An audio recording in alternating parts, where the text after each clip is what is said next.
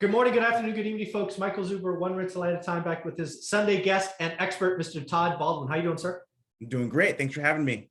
You know, speaking with you is like me almost looking at a time machine, and I mean that as a compliment.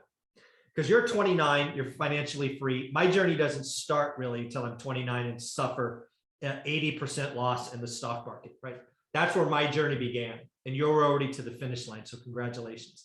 But I want to talk about that moment for me at 29, losing $150,000 or 80% of my net worth. I was investing in a hot stock market. The stock market went from bull to bear. I didn't understand it. I thought if I doubled down, I thought if I did this, I did that, it would all come back because, of course, I had a 2-year run. I had the Midas touch, 25x my initial base. I thought I was smarter than Warren Buffett. And I remember vividly saying I was smarter than Warren Buffett. Folks, I'm not smarter than Warren Buffett. It's just not true. But I want to talk about it because this is happening right now. And I think it's happening to a lot of retail traders. The last time retail was in the stock market as much as right now was when it smacked me. So I thought what we would talk about is why didn't Todd get excited about stocks and all these other things? Why real estate? And then, oh, by the way, we'll transition to my real estate portfolio is doing okay, even though the market's down 15%. You know, we talk about all these things, but let's talk about that. What do you think? Yeah, so I think with real estate, you have a lot more control than what you have with the stock market. And I will say, I mean, I own stocks too, right? Like I have a pretty decent stock portfolio, but real estate is, you know, it's not the price of your real estate won't fall because the CEO of, you know, of some company like banged a secretary or whatever, because that stuff can affect it. Like if you invest in company ABC and the CEO gets arrested because he banged a secretary, that could tank the stock of that company. And it's like, you didn't do anything for that to happen, right? You know, the only thing that kind of happened that was scary was the eviction moratorium, because that sort of takes the control of real estate away. So that was not fun. But yeah, I mean, the stock market is going down a little bit right now. The real estate market is still on fire. At least it is where I am, and I bet it is where you are. Yeah. So yeah, there's just, I don't think there's one size fits all, but real estate is definitely my bread and butter. Yeah, without question, what I've learned, and again, you don't agree? Fair enough. My channel, I don't care. Real estate moves slower. Yes. Without question, right? And again, in the stock market, what I learned over time is there's like market risk.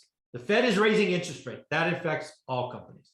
Then there are sector risks, chips. So you can't make cars and computers. And then there's company risk, i.e. the CEO did something stupid. All of those risks. And what I learned is in my day, in my world, I couldn't be Warren Buffett to go back to him because Warren Buffett reads 8 to 10 hours a day. I had a job that was 12 to 14 hours a day. Plus I had to keep my wife and kid happy and all these other things. I couldn't do that. Not that it's impossible. If that's your thing and that's your stick and you can speed read and you've got your thing, go nuts. I just knew it wasn't for me because I couldn't do all that. And again, I got caught in a fraud twice, right? That they were public companies, fully audited by the big five, blah, blah, blah, blah, blah. Fraud is fraud, got. Was it Enron? Enron and WorldCom, yeah. Yeah. Enron and WorldCom. Think about Peloton, right? Peloton news came out the other day that they're stopping production. That's probably not a good line. That's probably not good, right? And the executives of Peloton sold off 500 million of stock before they announced that. I saw that and actually talked about that on my daily financial news. It's funny, that came out like on a Monday, and then Wednesday, this memo came around. I'm like, oh yeah, that was estate planning that they were selling. Oh, that I hope they get investigated for that. That's not cool. Mm-hmm. But again, the reason I like real estate is because it is slow. Also, it produces a lot of cash flow depreciation. You can do yield, but let's be honest, when people talk stocks, they're not talking about yield. They're not talking about dividends. They want the next Tesla, or they want the next Amazon, or they want the next pick it. So yeah, I think this is going to be counterintuitive to most people.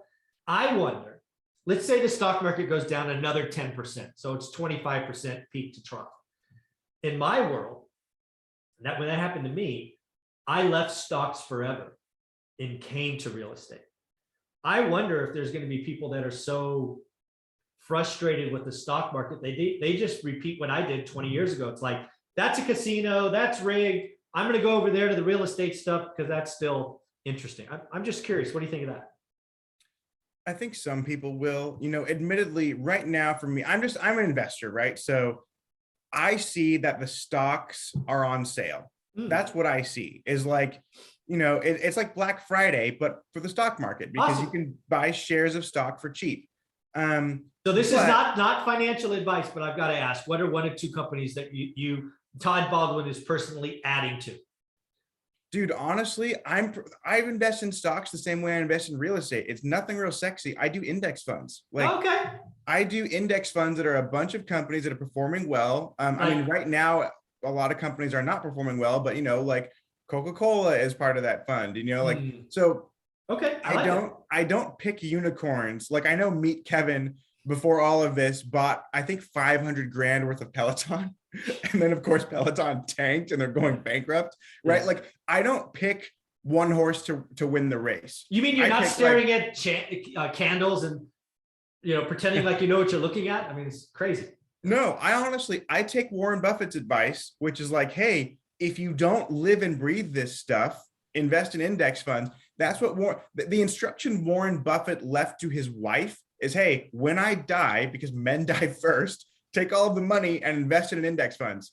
And I'm like, I'm not going to presume to know anything other than he knows. And he's telling his wife to do that. So for me, it's real estate. That is the get rich slow business. And then there are index funds that over time typically produce, around 8 to 10%. And sometimes it's more, sometimes it's less. But yeah, I mean, there's nothing sexy about what I do. It just works. It just works over time. That's awesome.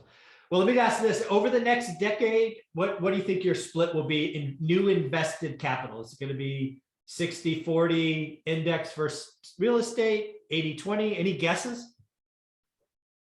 Man, I would imagine 80% real estate, 20% stocks, but who knows what could happen? I mean, of course, right now the real estate market is so inflated, in my opinion, where I was looking at a house yesterday, and it sold 1 year ago for $1 million less. So in other words, someone bought it a year ago for like 1.2 million. Today it's on the market for 2.4 million. So it's like, that's crazy, right? I mean, and kudos to those people who bought it a year ago and have made $1 million just for living in their house. But it just sort of depends what the market looks like. Okay, very cool. Well, do me a favor. How can people find you? Could you put out some amazing stuff? Thank you. Yes, if you want to follow me on Instagram, my handle is @Todd J Baldwin, and my YouTube channel is just Todd Baldwin. Cool, man. Thanks again.